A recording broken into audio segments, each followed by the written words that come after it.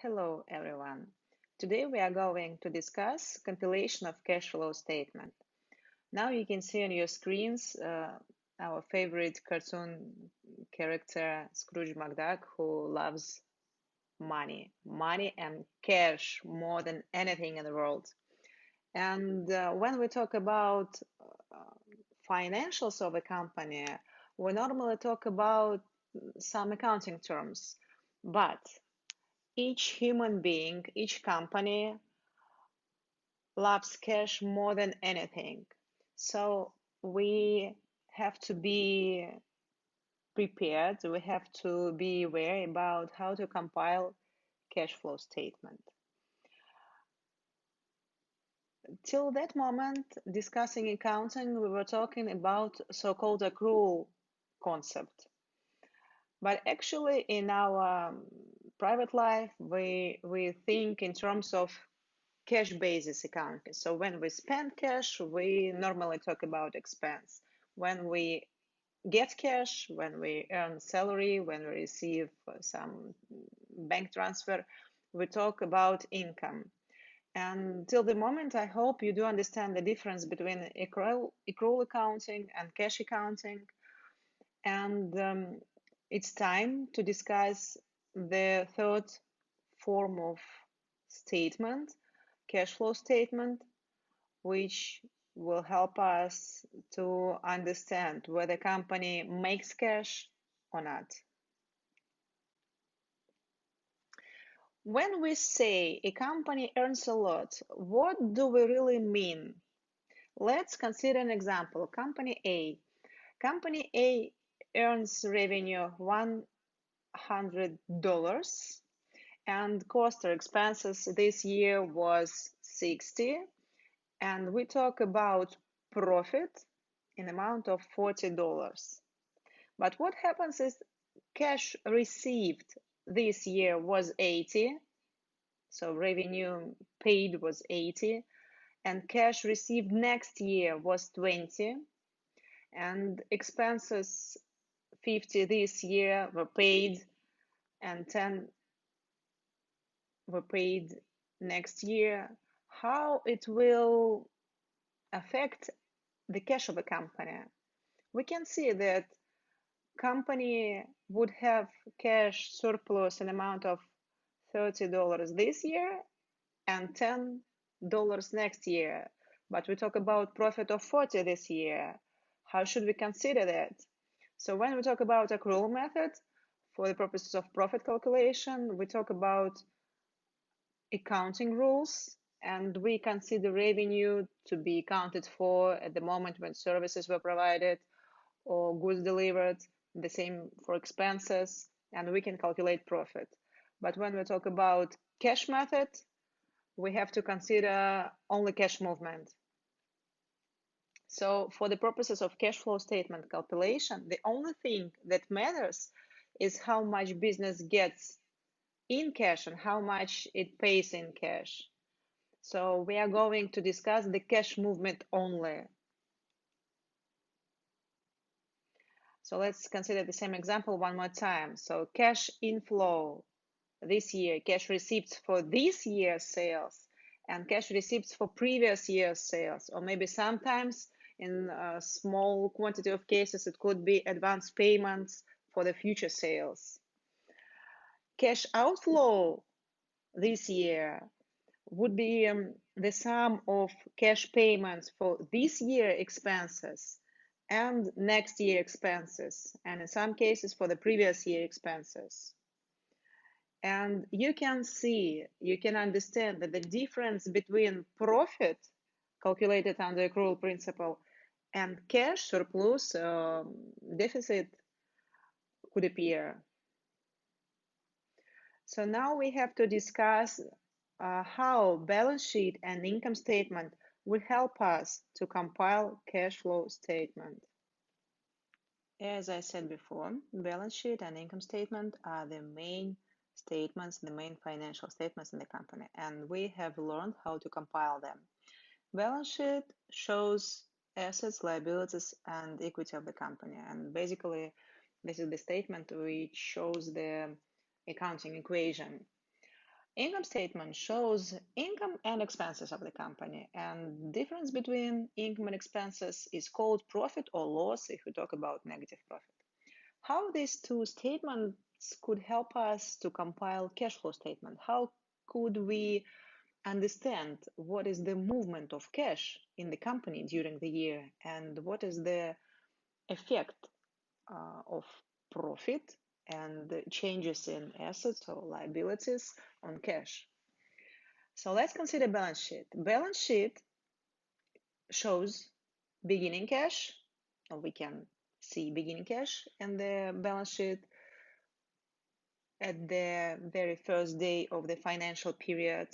And we can also derive closing cash from there, ending cash, which would be shown in balance sheet in current assets, or maybe current liabilities if we talk about overdraft, on the last day of financial period. And difference between ending cash and beginning cash is the net change in cash. So if we compare beginning cash with ending cash and consider the difference between these two amounts, we can talk about net change in cash during the period. But how could we understand what happened in the company during the period, or which actions affect the change in cash? Let's consider the pro forma of cash flow. So the one of dimension of cash movement in the company is cash from financing. When we talk about cash movement, when we talk about the initial day of the company, we normally talk about financing of the business. So basically, each and every business could be financed out of two sources: own equity and bank loans. So when we talk about bank, we talk about borrowing, so long-term loans. And when we borrow, or company borrows cash from the bank, the cash on its bank account increases. So we can see here in arrow aiming high. It means that the company asked for a loan from the bank, and cash on the bank account of the company increases. When that loan is repaid, the cash on cash account of the company decreases. So basically, when we go to the bank and give our money to the bank in order to repay the loan, our personal cash decreases. The same for the company. When we talk about equity or capital of the company, we talk about share issue.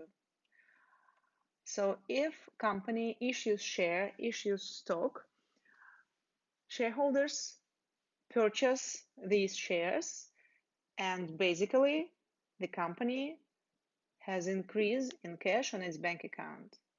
But if company decides to buy back its shares, and we consider that topics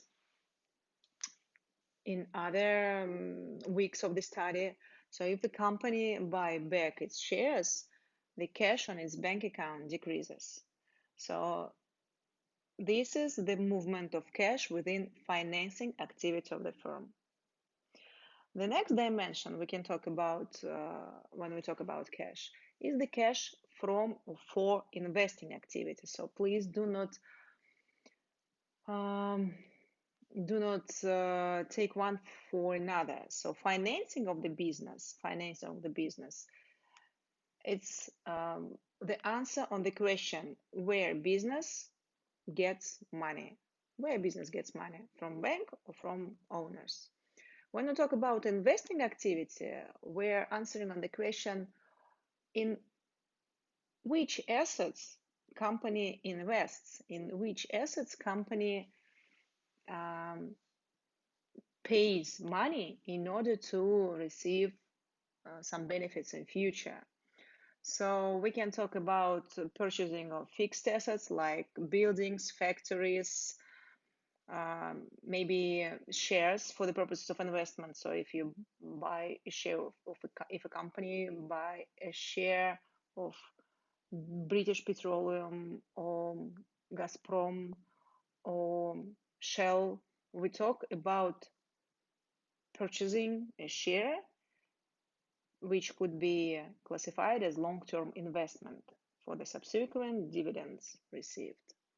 So this is cash from investing, and vice versa. If company sells its assets, if a company sells motor van, if a company sells factory, if a company sells building, we can talk about cash in because we sell assets for cash. When the company invests in assets, when the company purchases assets, we talk about decrease in cash. So this is the second dimension we talk about. And the main dimension we can talk about, we can consider when we talk about cash is the cash from operations, the main activity of the business. So if company sells goods, company receives cash. If company pays salary for its employees, company spends cash. So sales affect the increase in cash, and payment for routine expenses is the decrease in cash. So basically, when we talk about cash flow statement, we talk about three sections, three dimensions: cash from operations, cash from investing, and cash from financing. And if we consider cash in and cash out in these three sections, in these three dimensions, we can understand which exact something affects increase or decrease of our cash or company's cash on its bank account. There are two methods for preparation of a cash flow statement: direct and indirect. It depends on whether you directly count or sum up all the cash ins and directly sum up all the cash outs in order to calculate the net change in cash. And as you can see from the graph, only about 1% of accountants around the world use this method. Why? Because it's really time consuming, and since it is time consuming or resource consuming, it is costly. Indirect method could be applied using your incredible math skills, and it is maybe not simpler, but definitely it saves time and is following money, it follows money. And it is said on this slide that indirect method is easier and focuses on the differences between net income and net cash flow. So we have to adjust somehow income or profit calculated under accrual accounting in order to receive the net change in cash. And net change in cash is basically the difference between opening cash and closing cash. But no matter which method you will use, both methods would lead you to the same result. So if you have a multiple choice question on your exam, which method is more accurate? Which method gives you the more precise result? The answer is both. These methods will lead, you will end up with the same result for sure. And today we are going to study indirect method of cash flow compilation advised by accounting standards around the world. So the first thing we have to start is to take operating profit.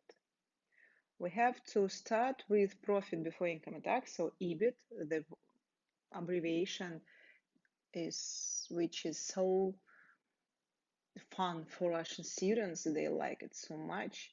So you can start with EBIT or PBIT. We also call it operating profit, profit before income and tax.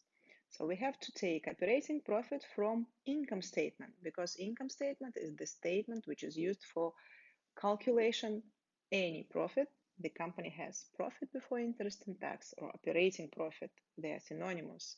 Net profit, gross profit, all these profits could be found in income statement.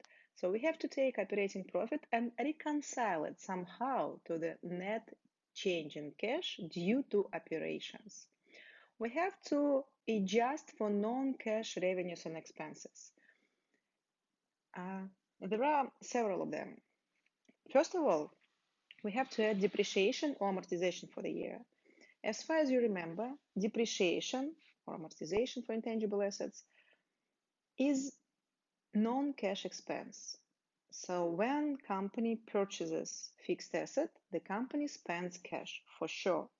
But then when company needs to expense that fixed asset, the company charges depreciation, and depreciation expense decreases the profit for the respective financial period. But we consider and we do know that depreciation is a non-cash expense. It's not something which should be paid in cash. So we have to add it back because we have to reconcile operating profit calculated under accrual concepts to net change in cash. So we have to add all non-cash expenses and we have to deduct all non-cash income. The company has to add depreciation expense back. Then the company has to consider increase or decrease in provision for bad or doubtful debts. I think you do understand that increasing or decreasing or creation of provision on doubtful debts is not an expense. It's not something which should be paid in cash, and it's not something which is received in cash. So these are also non-cash income or expense, depends on the sign, depends on the analysis of your accounts receivable, and we have to add or deduct it in order to come closer to the cash movement. And the last thing we have to consider is the loss or profit on disposal of fixed assets, of non-current assets, better say. As you remember, when a company sells fixed asset or intangible asset, the company receives cash, which should be considered under the investment section of cash flow statement, and the company gets rid of fixed asset or intangible asset. And the difference between net book value of an asset and cash received is the profit or loss, which is not cash. It's not something which would be received in cash. It's just something we have calculated using our incredible math skills. So we have to add or deduct it. It depends on the sign. So these are non-cash items which should be accounted for, which should be used for adjusting operating profit to cash flow. Then we have to consider differences, not differences, but changes in current assets and current liabilities. So if current assets increased, we have decreased our cash expectations. If our assets decreased, we have to increase our cash expectations. This statement involves consideration of stock or inventory, stock for subsequent resale, debtors, accounts receivable, and prepayments, which are debtors, which are accounts receivable also. So let's consider example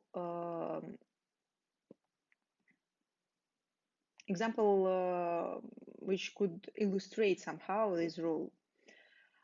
Let's assume that company purchased some amount of stock for subsequent resale.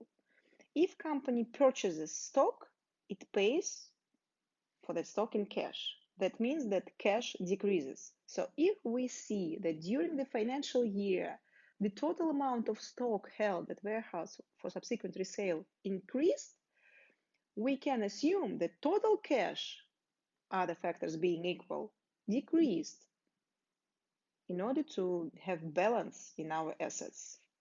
So if we consider our stock decreased, the total amount of stock decreased during the year, we can assume that we spend, or company spent less cash for purchases, and as follows, cash increased. So that delta, the difference between opening stock and closing stock, would affect cash with the vice versa sign. The same with debtors. If debtors repaid their liability to our company, it means that cash increased. So debtors decreased, cash increased. if the total amount of debtors increased during the year, it means that these companies owe us more and cash decreased. And the same rule, but with vice versa logic, could be applied to liabilities. If company has increase in liabilities, it means that company saves cash. If company has increase in creditors, it means that company didn't pay for some liabilities and saved money on its bank account. So if creditors, if accounts payable, if accrued expenses increased, cash increased as well because company do not pay for its obligations. So this is how differences in current assets and current liabilities works in respect of cash, net change in cash. And current assets and current liabilities together are called working capital. So we have to consider changes in working capital in order to understand how cash change throughout the year. And if we consider all these adjustments, we can come from operating profit to the net cash flow from operations. That X would be net cash flow from operations. Then we have to consider investing activities. As far as you remember, in that section, we talk about purchasing of assets and sale of that assets. So if company purchase a fixed asset, company spend cash. So if we compare opening fixed asset amount, the total amount of fixed assets at the beginning of the year, and closing fixed asset balance, and if we see that the total amount of assets held at the company increased, that means that company purchased new fixed asset and paid in cash for that. So it would affect with a negative sign on our cash. So cash decreased due to purchase of a fixed asset. The same logic should be applied to the sold fixed asset, but in vice versa manner, because if company sells fixed asset, the total amount of cash increases because the customer would pay in cash. So if company purchases or sales motor vans, helicopters, airplanes, factories, buildings, we have to apply that logic. The same for long-term investments which are held for profit reasons. If a company purchases shares for, let's say, subsequent dividends received, we have to consider decrease in cash. If company sells shares held for some years, the company receives cash as proceeds for that sale, and that would affect on the cash flow in that way. And in that section also, company has to consider interest received and dividend received, because what is interest? Interest that means bank interest. If company invests some amount of cash into the bank on a deposit account, the company receives or earns interest each month, each financial period. And that interest is repaid in cash to the company. So we have to consider that investment income, investment cash income, and the respective section of the cash flow. The same with dividends. If company holds some shares for the purposes of dividend received, company has to consider dividends paid in cash onto its bank account as investment income in the respective section. And if we sum up all the cash ins and cash outs in that section, we can calculate the net cash from investing activity only. We do not sum it up with the previous cash from operations. It's a little bit we have to calculate separately cash from operations, cash from investing, and cash from financing activity, the last section. And then sum these amounts, these three amounts together in order to receive the net change in cash. But let's consider the last section of cash flow, cash from financing activities. And here we have to consider all the proceeds from issue of shares. If the company issues its own shares in order to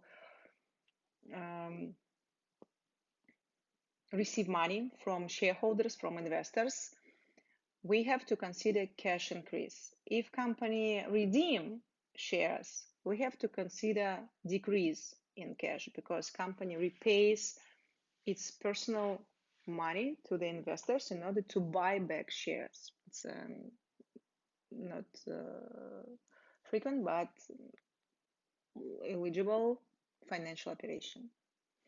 We have to consider also here long-term debts. If company borrows money, cash increases onto its bank account. If company repays back the long-term debt, cash decreases onto its bank account.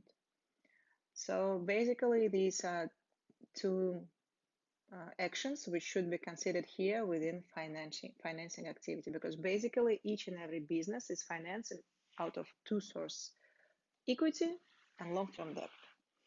And dividend paid to the investors, dividend paid to our investors should be considered here also, but actually International Accounting Standard allows to show dividend paid in any section of the cash flow. We will talk about that in classes. So if we sum up all the amounts here, if we sum up all the cash received or cash repaid in that section within financing activities of the firm, we would receive net cash from financing activities, the third meaningful amount within our cash flow statement. And basically, this is the pro forma, the template of cash flow statement, and you can see here in bold cash from operating activities with a tick, cash from investing activities, and cash used or from in financing activities. If we sum up all these three amounts, we would receive net change in cash for the year. And basically, why do I like personally this topic, cash flow statement compilation? You can check yourself. Because once you have compiled cash flow statement and calculated these three amounts and sum it up and receive the net change in cash amount, you can compare opening cash balance, which is taken from the opening balance sheet, and closing cash balance. And difference between these two cash balances should be equal to the net change in cash calculated using that indirect cash flow compilation method.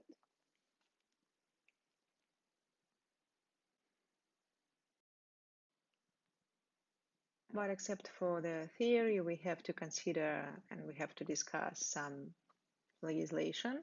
And as we were talking at the first lecture, each and every statement, each and every rule of accounting is prescribed by the law, by international accounting standards. So does the cash flow statement. So cash flow statement is regulated by International Accounting Standard number 7, and key principles are specified in there. So here you can see the definition of operating activities, and we also have discussed it earlier that operating activities is the main revenue producing activities. And basically, till the new year, we are discussing merchandise companies for the purposes of principles of accounting study. And the merchandise company purchases goods for subsequent resale. So everything which is connected with that activity should be treated as operating activity. When we talk about investing activities, we talk about acquisition and disposal of long-term assets, both tangible and intangible. And financing activities involves altering the equity capital and borrowing structure of the entity.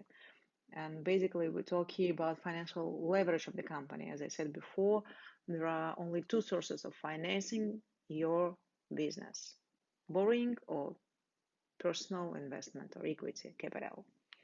And there is a very important remark here about interest and dividends received and paid.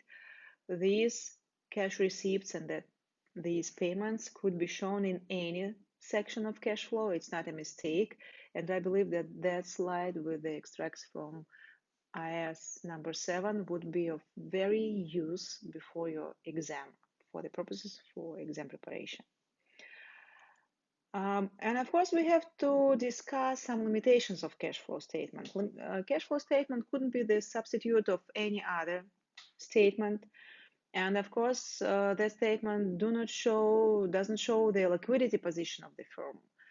We cannot conclude whether the company has a strong liquid position or it has some financial difficulties. We have to perform some financial analysis. And by the way, this is the next topic we have to study. So it's not the explanation or description of liquidity position of the firm, not at all. And it's not the substitute of income statement, because we have seen that we have to adjust for some non-cash items here. And basically, we can see that the company generates cash, but that cash in could be justified by investing in business only. It's not an income, so we cannot conclude whether the income is profitable or not. And when we talk about financial position of the firm, we have to look at the balance sheet, because cash flow statement only can show us the analysis of cash movement within financial year. It's not about the financial position, the liquidity position, the financial leverage of the firm. And as any other financial statement, it is highly influenced by changes in management policies and changes in accounting policies.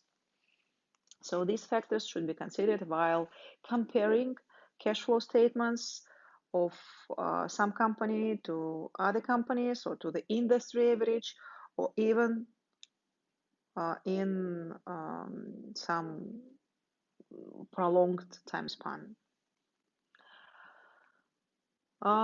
Which objectives of cash flow statement could be listed? Cash flow statement shows the analysis of cash movement within the company, as I said before, so highlighting the cash flow from different types of activities. We can use cash flow for short-term planning, especially cash planning, business planning, and coordination of different activities of the firm, different stages of the business planning, in order not to get into the cash deficit. Cash flow statement, of course, has a lot of information about liquidity position. It's not something you have to use for the final conclusion, but of course you must use cash flow statement for the purpose of initial financial analysis. We can predict sickness or problems of the company. We can also tell whether the company generates cash or is a cash eater. And we also compare cash flow statement to cash budgets, which are set up at the very beginning of the business, at the very beginning of the financial year. So it's very useful tool. And as I said at the very beginning of the lecture, the cash is something which is the main, I would say, goal for human being and the company, to have a lot of cash. So it's really useful and important statement. And now, in order to discuss the compilation, in order to walk through a problem, I suggest to use problem 65 out of problem book, and I will share the wording of the problem and the template we are to use right now. Thank you for your patience and for your attention.